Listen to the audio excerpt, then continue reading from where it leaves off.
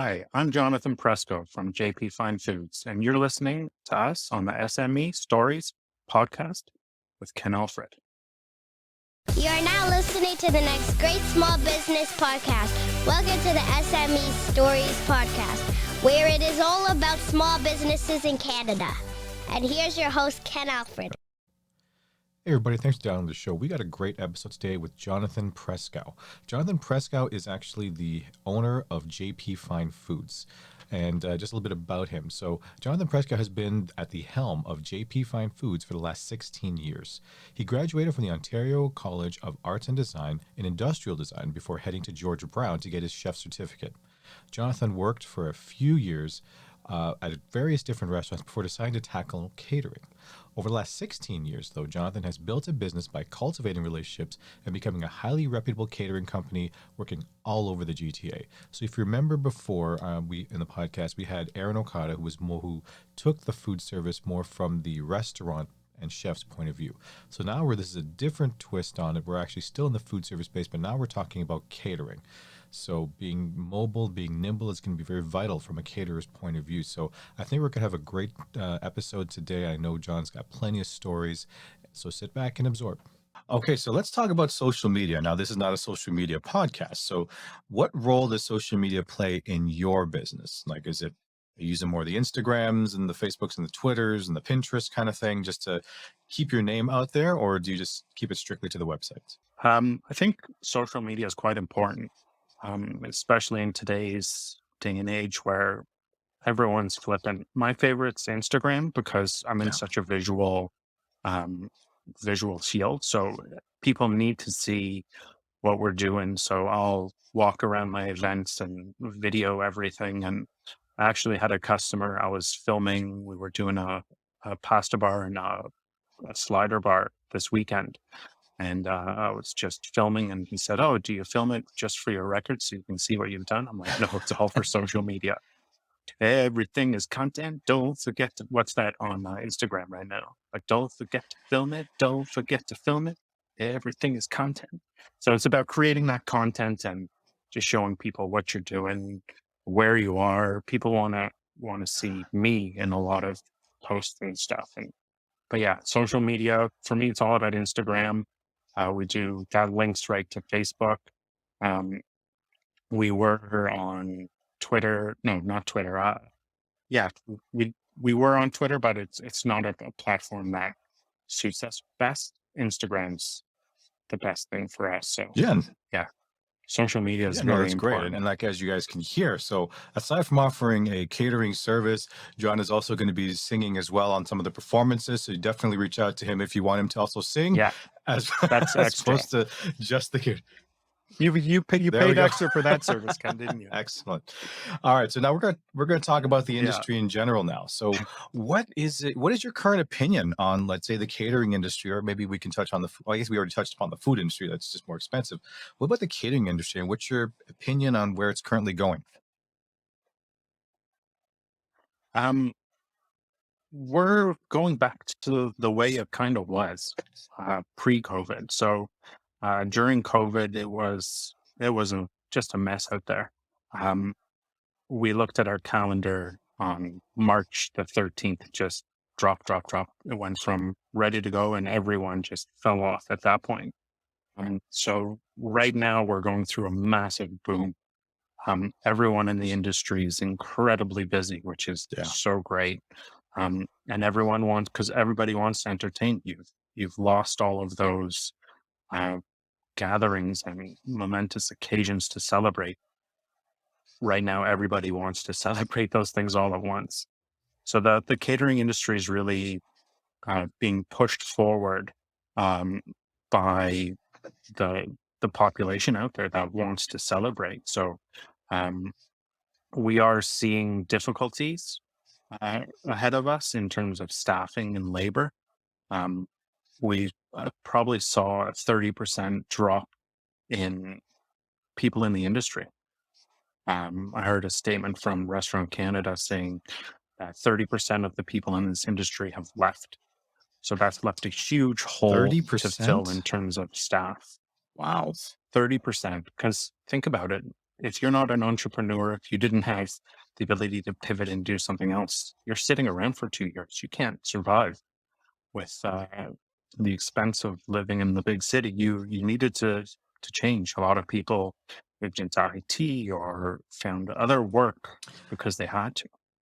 So in terms of where the industry is going, we're building back up. We're building back up on our personnel, but we're having a great time, and there's so much event work out there Oh, that's for great to all hear. of And so, us. so is it the fear from the so the you're saying you have trouble finding people? It's just that the people are afraid to, you know, start doing it again because they're fear of another shutdown, or is it literally they just you said like they've switched to a different career altogether, or is there? Just want to know if it's reluctancy on the person looking for work now, or is it just something else? I think it's twofold. I think there's the people that didn't want to get vaccinated, and then all the companies said you have to be vaccinated to start working with us again. So those people probably said, "Forget this. I'm going to find a new way of working." And then there's just the people that couldn't survive on nothing, so they've left the industry Interesting. So altogether. interesting. So let's put you on something else here. So, what is it that people don't know about your industry that would be very surprised when they find out, like when they actually hear this, or if they actually spend a day in the life of what you guys do right now? What would people just be really surprised at? I think people don't realize the amount of work that goes into creating an event. Um, in our kitchen, you need to be fast, you need to be organized. Um, a late cook coming in will not be able to keep up with us because we've been swinging our knives for 5, 10, 15, 20, 30 years, depending on who you are. So I think people would be surprised how quick we move, how much work there is to prepare for an event. Um, and just, yeah, the amount of organizing that goes into Oh, that's creating an really great to event. hear. So, I guess also I also like to talk about not just the good and the bad, but the real stuff. So, currently, John, what has been your biggest success, but also your biggest failure so far in running your business? Um, the biggest success, I think, again, is going back to creating those relationships. And the biggest failure is failing to meet the demands of those customers or having the wrong person involved, um, who doesn't put the same effort in to what I I would put into creating a successful event. So I think the biggest failure is hiring the wrong Mm, people to fill the role and not recognizing that and getting rid of them faster. Um, I I tend to give people the benefit of the doubt and give them more opportunity. Um, but at the end of the day, you need to have a team around you that you trust, that you know is going to execute to the highest standard. And that's what I'm thankful to have interesting, right now. interesting. All right. So, hey, do you need an error-free website? Do you need transcription that's accurate and on time? Would you like to remove noise from your video or audio recording? Do you need a spokesperson for your business?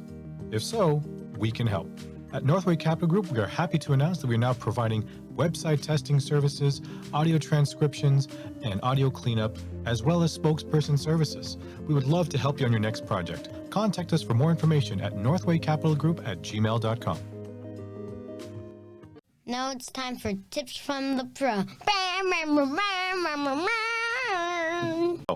We're going to hit on our tips from the pro segment here. And we're just going to ask, this is for people who are saying, I want to do what John does.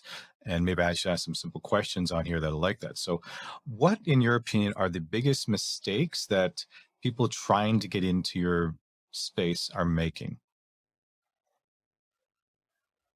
Undervaluing yourself, giving away too much.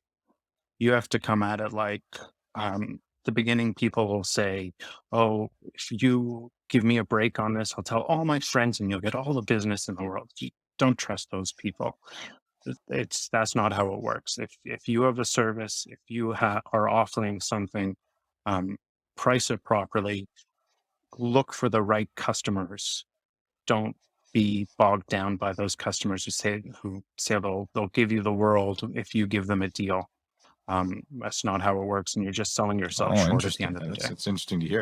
And what are the mistakes that I guess not what really what clients are making, but what so you said I guess you just talked about clients who will try to offer you, just cut down on this, and then we'll give you like 5-star reviews on Yelp, and we'll tell all our friends, and they're going to do 5-star reviews on all these different things. That's one of the mistakes that there's well. So it's interesting. So how do you keep yourself educated on the current trends? Like, are there certain websites or memberships or market intelligence sites that you have access to that you think would be beneficial to the new and up and coming, caterer owner? I think there's nothing that we really pick um, to monitor. Like we'll go on to although anything that has photos, so the Pinterests will scroll through all of that. We'll talk to our event designer friends, see what they're noticing in terms of trends, um, and we'll just keep pushing our own learning forward. And by doing that, we create our own trends or create our own um, things that other people might pick up and say, "Oh, that's cool. We should be doing that." So it's all about just keeping your eyes on the social media, seeing what other people are doing, but also just trying to push your own Right, creativity not just forward. to try to cater to what's there, but if it's something that you find yourself personally that you can really do that you think can add value, might as well just also work on that as well. So, no, that's good to hear. What are some different niches in the catering space? And is there any ones that, let's say, a new person can really latch onto that will give them some short-term success in the beginning, right? Because I guess when people think of catering, they're thinking of really big corporate events. They can be thinking of weddings. They can be thinking all these big things, or even comic cons or those type of festival kind of things. So what about other areas that maybe people Mhm. didn't even think about? And like I said, I'll just give one example for some people is that one of my podcast guests, she was a makeup artist, and one of the things that she said that I didn't even think about was, oh, funeral homes is a great place to actually work if you're a makeup artist, because I always kept thinking of, oh, like those fashion shoots or those cover things, but it's like, no, funeral homes. Like, okay, is there anything like that? Obviously, in the catering space that people wouldn't even think about, but it's actually not that bad of a niche to really at least start with, or hell, even focus on it. I think for starting, the best thing to do would be focus on your family and friends, and try and get the small, intimate gatherings, the dinner party for 6, the dinners for 2, working on Valentine's Day. Um, start small. Start small and just focus on great service, great food, and then it's catering's like a spider web. You'll start at one point, and the next thing you know, another customer's found you through this one customer, and then they're friends, and now just everything will start small. Focus on your friends and family. That's exactly what I did. I joined a networking group, and that helped me slowly work outward to bigger and bigger and bigger and bigger events over time. Wow, okay, that's pretty cool actually. So yeah, I never really thought about that. So that's a good thing to hear for this. So okay, so what is the current way that you guys generally get paid now? Obviously, in a perfect world, when you quote an event or anything like that, whatever that is, they just, okay, here's everything up front. So what is the, I guess, what are some different options that you can collect revenue from your events? Is there a universal standard, or is it a bit flexible? Like, okay, I'll take 20% up front and then, or half and half, or, especially for the beginning too, right? Because obviously some people are, I guess, are afraid to actually give that big number for, let's say, a bigger event. So what do you recommend? So for us, we do depending on the size and the how far out it is. If it's further away, say you're planning a wedding in 2023 or 2024, we'll take 25% upfront. And that's going to secure your day. That's going to help us start booking the right people for the event and the right equipment for the event. And then closer to the day, we'll take another 25%. And then once the event is done, we'll take the remainder, the last 50%. If the event is coming up quickly, we'll take 50 upfront. If it's something like a delivery, we'll take 100% upfront. So there's a couple different payment options for us. Um, E-transfers are always the best because you're not paying the credit card processing fees. Um, but yeah. Okay, interesting. Excellent. Well, that's good to hear because I don't think I might start asking that now, actually, to some people because I think for some business owners, they're just not sure what's the best way to actually collect, right? So Mhm. that's good to know. And obviously, we kind of talked about already about the insurance, and obviously, that's definitely necessary that you have there. What's your best strategy for dealing with, I guess, difficult clients that you can give to the new owner? Think it's about being consistent in the way in which you deal with everybody. If someone's going to be difficult, you might have to give them a little bit more hand holding, walk them through the process. Everybody understands what catering is on a macro. On the micro, it's about walking the customer through. Okay, so well, this is what's going to happen from the start of the event all the way to the end of the event, and asking the right questions. So, what's your vision for your event? And really, if the customer is hesitant, you'll pick up on that, or asking them flat out, what's been the worst experience you've had with catering so that I don't make those same mistakes? Like if someone's a difficult client, there's a reason behind why they're a difficult client. They've probably been burned by someone else in the past for something similar. Yeah, I was about to say that that could be what it is, right? Because I don't think people generally think it's, oh, it's because these people are just jerks. You know what? Maybe some cases they are. But like you said, that Yeah, whole idea of, did they get screwed over in the past? Then, oh, that might be a reason why they're actually acting like that. Like, you know, burn me once, shame on you, burn me twice, shame on me kind of thing, right? So, or that's that exactly. fool me once, whatever it is. But yeah, that's good to understand that putting it on their shoes. But yeah, you said they just need a little bit more support, more hand holding. That could be the case. So excellent. All right, so let me go into the next section here. Uh, so what is Okay, so we talked about this. So a lot of problems that we have as owners is that we really work crazy hours, right? Like yeah, I'm sure, especially in that environment. So what has been your best advice to try to get some type of work-life balance? Oh, that's a tough one. Yeah. My wife hates my job. Wow, I guess we should have her on the show and we can have something like that. But okay. Yeah. Just because of the hours and what it takes. So like this weekend I got in the office at 9 and I wasn't done till midnight or 9 a.m. till midnight. So there's days in which you're gonna have those long days, but it comes back to hiring and having the right people around you. So um our new executive chef is taking care of everything in the kitchen. I'm doing some different things, whether it's I'm taking the events and running the events. It's all about just the right people around you, being able to trust the people around you and to be able to delegate and let them do the work and let them go off site. And as long as they can train properly, they'll do a great job for you. Like I don't need to be at every single event anymore. So that's how we try and add some balance, and taking off a Monday or doing other things like that will help.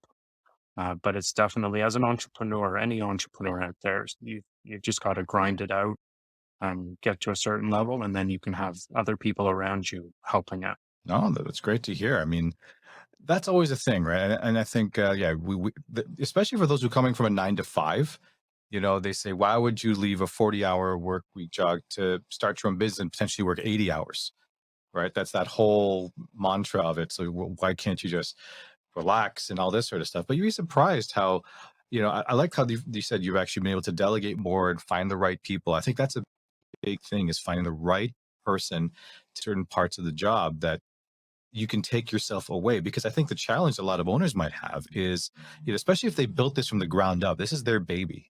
To actually trust someone to run with their baby or hold their, during this whole thing is, it can be pretty stressful. So that's why some people just refuse, and then they turn into almost a cog in the wheel, or they are like a barrier that's not letting it proceed further. You know what I mean? Yeah, and that's why I focus on hiring an executive chef.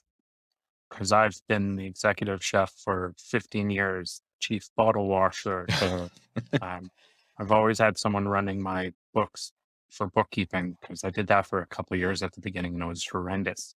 Um, but yeah, it's about trusting in the people you're hiring. And if you can't trust them, you've hired the wrong person. Exactly. And then that's the thing, right? So Hey you, do you need a voiceover? Well, look no farther. Northway Capital Group has your answer. Commercials and explainer videos, AVR and voicemail, health and wellness, corporate training and e-learning, announcements, documentaries, and biography. Contact us on social media or email us at northwaycapitalgroup@gmail.com. Now it's time for the rapid fire round. all right, we're going to get into the rapid fire stuff here. This is more of the fun, more relaxing one, but for some reason, it's still related to food. So, all right, John, you're ready to go. So, all right, this is a would you rather question. Would you rather put ketchup or ranch dressing on everything you eat? Oh dear. Ketchup. Ketchup. All right, that's good. Maybe not so much with ice cream, but that's okay. So, if you could make your own sandwich, what is in it and what's it called? Ooh, what's in it? It's going to be the kitchen sink. It's going to have layers and it's going to have layers of deli meats and dry cured meats and uh, hot mustard, regular mustard. I'm a mustard yeah. guy. Like a nice aioli on there. Tomatoes, lettuce, pickles, something acidic, whether it's pickles or pickled onions, pickled carrots, something like that. And then finally something fresh. So like some fresh parsley or basil to really help brighten everything up. What bun would you use? My I mouth know. is watering. What bun would you put on it though? That's another question, not just the Oh, it's got to be something sturdy, like a nice panini bread. So not too crunchy, so you don't destroy the top of your mouth when you take your first bite. Um, but just something nice, light, fluffy. If you want to press it on the panini grill and take it to a different level, that's what you and I guess chips. finding Or at least that's what I'm gonna do. and some type of bun that if you have condiments in the sandwich, it's not going to soak up and then just crumble apart when you're trying to eat it. Because I've seen some of those where it just soaks up Yeah. everything that it's so wet by the time you try to grab the sandwich. It's like your fingers are all covered in, sauces and stuff. You're like, okay, there should be a different type of bread that can still maintain its softness, can absorb it, but not, turn into anything like that. But okay. Actually, and it's called. And then it's Go ahead. it's also about layering the ingredients properly, so your first bite doesn't eject all the other ingredients at the back. Interesting. Good to know. All right. What is your favorite Yeah. versatile ingredient?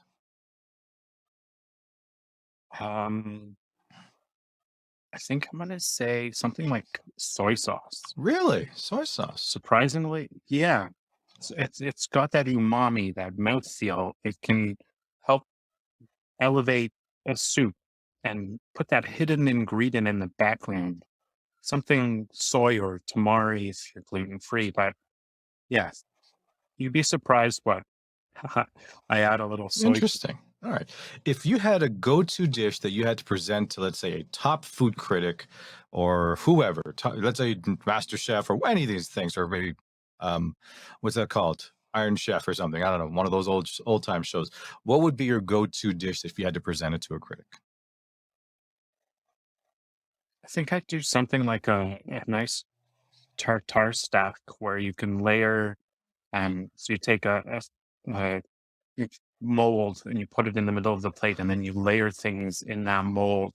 Then when you take it off, you got these beautiful layers with some nice, I don't know, maybe tuna tartare, and then under that you can do something smooth like a guacamole. Under that, something crunchy with uh, maybe fennel and things like that, and some nice hot sauce around the plate. Okay. Something fancy like a nice little stack of beautiful, fresh, seasonal ingredients. Interesting. Excellent. And sorry, this last one before I ask, actually, last couple of questions then. All right. So a lot of chefs, when we tell them, because people think chefs like yourself, when they come home, they must whip up awesome dinner food for the family and friends. And And I know spoke to my old friend Aaron, who's also a chef and a restaurateur, but he was like, Ken, when I come home, I am tired. So I have no problem going for like late night Chinese takeout or something. What is yours, John? If you couldn't, My my my late night go to is pizza. pizza from where? Slice from Pizza Pizza Nova. Nova. There Pizza we Nova. go. And there's nothing wrong with that too, right? Because you know what? You're No, around food the entire time, and sometimes you don't want to spend an hour making your family dinner or something, especially if you're tired as well, right? yeah, my wife laughs. She's like, "You just spent all this time cooking these beautiful meals for people, and you went and got yourself a piece of pizza." It's like, Yeah, and yep, I that's my actually have a go-to. couple of new food questions I just thought of that I thought was really funny as well. All right, now this could be controversial or not. Okay, one, is cereal a soup? Yes or no? That's an awesome question. I'm gonna say no. You got to defend it. Why? Why? Because it's not hot, and you're at. Oh, that's a good point. You can do your cold soup. It's soup. It's cereal is soup. I guess I don't know. The more I think about it, it's like, yeah, that's It's breakfast breakfast soup. soup. We'll call it breakfast soup. That's Breakfast what it soup. is. Where did you get No, this question? That's that's where I do. amazing. And the last question on this food related one before I ask you one final non-food related question is okay. What is your opinion? Cereal then milk or milk then cereal? And that you could do the same for coffee. Do you pour coffee first then cream or cream then coffee? Coffee, then cream, because the natural current of the hot coffee will mix your cream in instantly. You don't need to use a spoon. So definitely cereal before milk, because then like if you don't want too much milk, you don't want it to get too soggy. Well, we're I not don't going know. to call it cereal anymore. We're going to call it breakfast soup. That's exactly what we're going to call it. Put on a Breakfast t-shirt. That's soup. all I got to So say. yeah, So last question on this one there, John. What is your theme song? So basically, that music, you're walking down the sidewalk, you're about to your place of business. That song hits. When people hear that song, they're like, "Yep, John's coming." it's the final Ah, countdown. Europe, love that song. I mean, I love the intro. Because we're always on a time budget. It's like it's go time. When it's go time, it's go time. So we are always waiting for that moment before it's execution time. So it's just the That is final awesome. I countdown. love that song. I only like the chorus and the music in the background, but once it gets to the actual verses and stuff, then it kind of loses me there. But everyone's just waiting to hear that final countdown and then that those little, I don't know if it's piano synthesized, whatever that you call it, but yeah, that is Yeah. interesting. Is that No, Journey? it's from Europe. Who sings Europe. that? I think that might Okay. be their Okay. only hit. Guess I should get my That might be artist the name. only hit that they ever had. Probably. So good for Europe. So, any last general advice you want to give to the aspiring caterer or even small business owner in general? Be open to opportunity when it comes a knocking. If it doesn't sound right, it probably isn't right. Um, Trust the people around you and build that great team, but hold those people accountable. Um, and just for us, it's the pursuit of excellence. We're always striving for better, striving to be better, to know more. Oh, Yeah. that's great. So, all right, John, and where can people find you? At JP Fine Foods on social, jpfinefoods.ca, on the old interweb, and yeah, look us up, say hi, let us know if you need There you go. anything to eat. Love it. So, all right, John, thank you for being on the podcast. This was a blast. It was my pleasure, Ken. Thank you so much for having me. All right, guys, that was our episode with John from JP Fine Foods. It was a really fun episode to record, and listening to it now, I'm just thinking of all the few nuggets that we got from that. I think one of the first things I thought about and that I remember from the episode was that, really looking for the right people when you're hiring. I think that it's very challenging for owners as well. And I think you saw in the episode I talked about how a lot of small business owners, they hold on to their business like it's their baby. And to trust and delegate it to someone else can be a big challenge for a lot of small business owners, because they always feel that no one else can treat their business better than they can. But they can also be the cause of why the business isn't progressing. And if you saw my previous episode with Ken Kilday, having that, because hiring the right people can potentially, if they believe in your vision of what you're trying to achieve, they can maybe 10x your business just because they believe in the message. It's like the people who really, like people who work for, let's say, the president or the prime minister, who really, they believe in the vision of that leader, and they will do whatever they can to make it or achieve and to maybe supersede what even the leader itself is trying to do. So that was one thing that I noticed as well. I think the second thing that I thought was all the different niches that I didn't think about, right? So when his idea of saying maybe start with be the family and friends, caterer of choice, do the couple's night out or the couple's night in, small dinner settings, just to get your reps in of doing it. And yeah, that may only mean just it's you, but that's okay. Because as long as you get that experience of doing it, because I think when people take a look at people like John, they're running like major events and they've been doing it for 16 years, that can get overwhelming thinking, oh man, I need an industrial sized kitchen and, 20 chefs and 30 servers and all these different things. And I don't know if I can afford all that stuff. Start small. No one's asking you to do a 300 person wedding on your first gig, right? Start small, really learn the lumps and the roads, and take your bumps, especially on the smaller stuff, because the bumps on the big stuff is really going to hurt. So define your processes and really get those resolved in the early part so that when it hits the big stuff, you're like a well-oiled machine. So the fact that he's talking about, chefs who show up late in his business, who try to join his company, they get weeded out very quickly because they got a well-oiled machine. Everyone knows what they're doing. So, all right, guys, I hope you enjoyed the episode. I enjoyed recording it, and we'll see you on the next one. Do you have a small business story to share? The S.M.E. Stories podcast is looking for entrepreneurs to share their tales of success, failure, and everything. If you're interested in being a guest on our show or know someone would be a great fit, please contact us at northwaycapitalgroup@gmail.com. That's northwaycapitalgroup@gmail.com. Thank you for listening to the S.M.E. Stories podcast, which is owned by Northway Capital Group. Please follow us on Instagram and Facebook at Northway Capital Group.